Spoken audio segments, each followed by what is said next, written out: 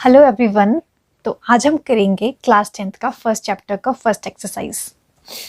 तो जो हमारा फर्स्ट चैप्टर है उसका नाम है रियल नंबर्स।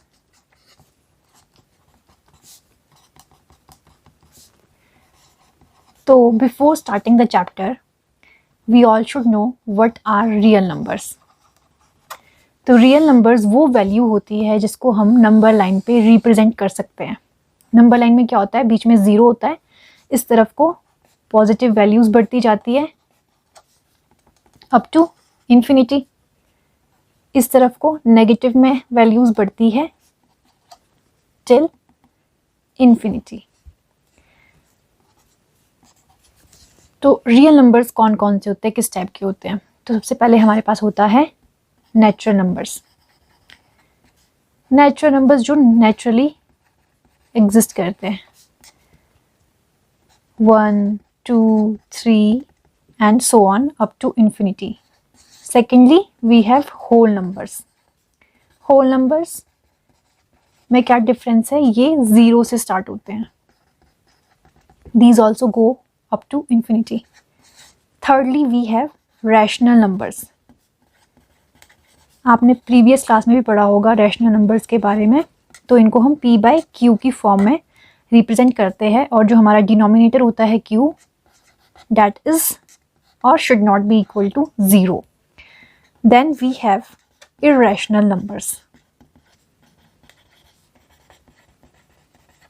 irrational numbers वो होते हैं जो p/q की फॉर्म में नहीं होते हैं। ये होते हैं, इनके एग्जांपल्स होते हैं जो रूट में वैल्यूज़ होती है और हमारा पाई। Then we have integers. Positive और नेगेटिव दोनों, और किसी भी तरह के नंबर।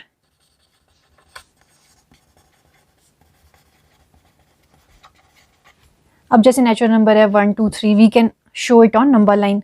होल नंबर को भी, रैशनल नंबर जैसे 3/2 विच इज़ इक्वल टू 1.5, तो उसको भी यहाँ पर शो कर सकते हैं। अगर नेगेटिव में है तो उसको भी हम शो कर सकते हैं कहीं पर भी। और इरेशनल नंबर्स है, उनकी वैल्यू को भी शो कर सकते हैं। नंबर लाइन पे सब कुछ आता है। अब जो हमारा एक्सरसाइज 1.1 है उसमें हमारे पास है यूक्लिड्स डिवीजन लेमा। तो इसका हम थोड़ा सा बेसिक समझ लेते हैं क्वेश्चंस करने से पहले। इसमें क्या होता है, इसमें हम इसको रिप्रेजेंट करते हैं a is equal to BQ plus R की फॉर्म में।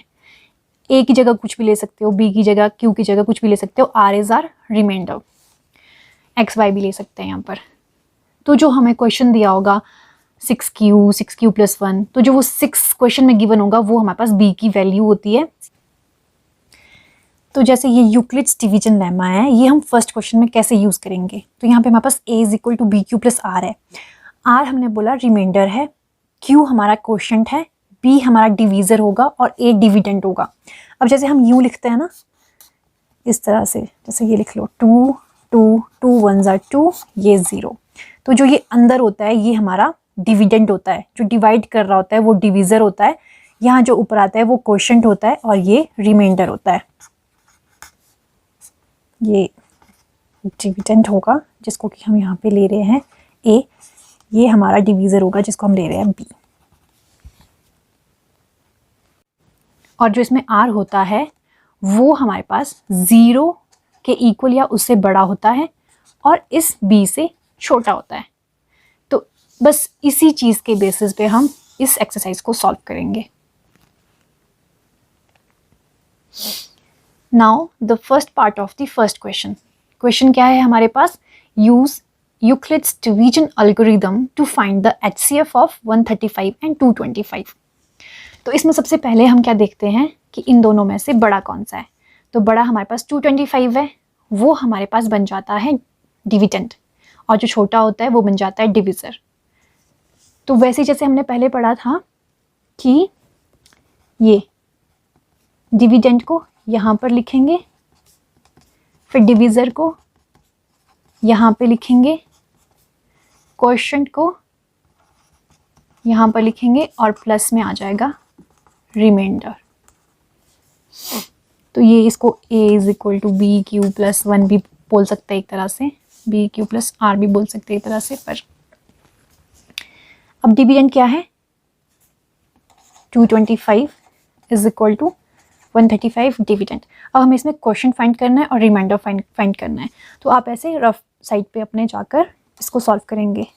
225 डिवाइडेड बाय 135, 1 ज़ा 135, क्योंकि 2 से तो ये जाएगा नहीं, बड़ा हो जाएगा। 5 में से 5 गए 0 और यहाँ पर 9। तो हमारे पास क्या आया, ये क्वेश्चन आया आपके पास 1 और रिमाइंडर आ गया 90। अब जब तक हमारा रिमाइंडर 0 नहीं हो जाता, हम तब तक फिर से इसमें यूक्लिड्स डिवीजन एल्गोरिदम अप्लाई करेंगे। तो यहाँ पे हम बोलेंगे कि hence remainder is not equal to 0, तो again applying the Euclid's division algorithm. तो यहाँ पे फिर से हम डिविडेंड लेंगे, यहाँ पे डिवीज़र लेंगे और यहाँ पे फिर से क्वेश्चन निकालेंगे और रिमाइंडर निकालेंगे। तो यहाँ पे अब डिविडेंड क्या हो जाएगा आपका 135, क्योंकि ये बड़ा है, डिवीज़र हो जाएगा 90।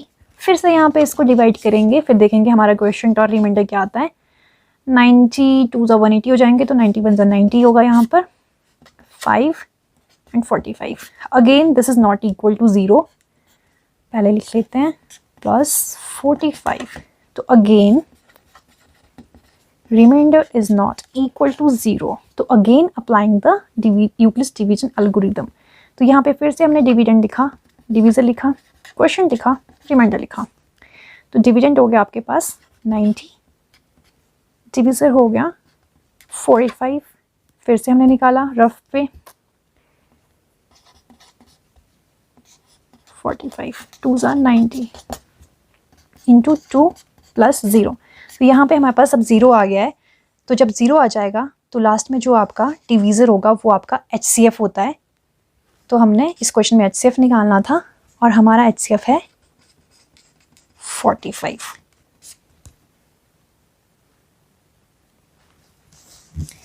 तो अभी हमने क्वेश्चन फर्स्ट समझा, अब इसको एग्ज़ाम में कैसे लिखना है वो देखते हैं।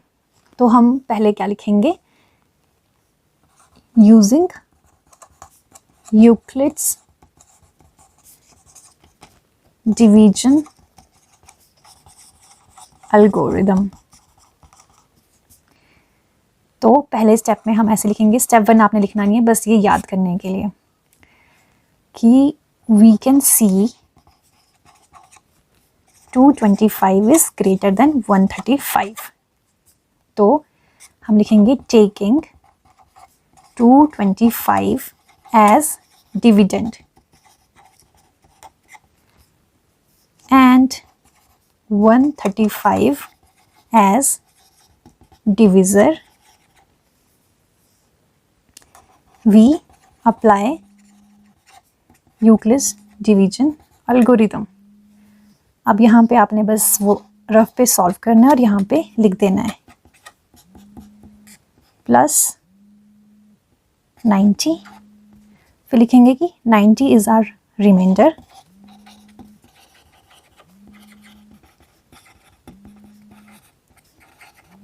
which is not equal to 0, so again applying Euclid's division algorithm। ये आपको पूरा लिखना है। फिर यहाँ पे हम स्टेप 2 में फिर से लिखेंगे कि 135 इज ग्रेटर देन 90, तो taking 135 as dividend and 90 as divisor, we have 135 equal to 90 into 1 plus 45. Repeating the same step, we will write that 45 reminder है हमारा, जो कि हमारा 0 को इक्वल नहीं है। तो हम अगेन इसमें अप्लाई करेंगे यूक्लिड्स डिवीजन एल्गोरिदम। और यहाँ पर अब फिर से हमारा आ जाएगा स्टेप 3, जिसके लिए मैं लेती हूँ दूसरा पेज, ये पहले वाला पेज। यहाँ पे लिखा हमने स्टेप 3 तो यहाँ पे भी हमें दिख रहा है, वी कैन सी दैट 45 में और 90 में 90 बड़ा है, तो 90 इज ग्रेटर देन 45. तो taking dividend as 90 and divisor as 45, solving in rough, we will get 90 is equal to 45 into 2 plus 0. Finally, we have our remainder equals to 0. So, the HCF of 225 and 135 equals to 45. 45 is the required answer.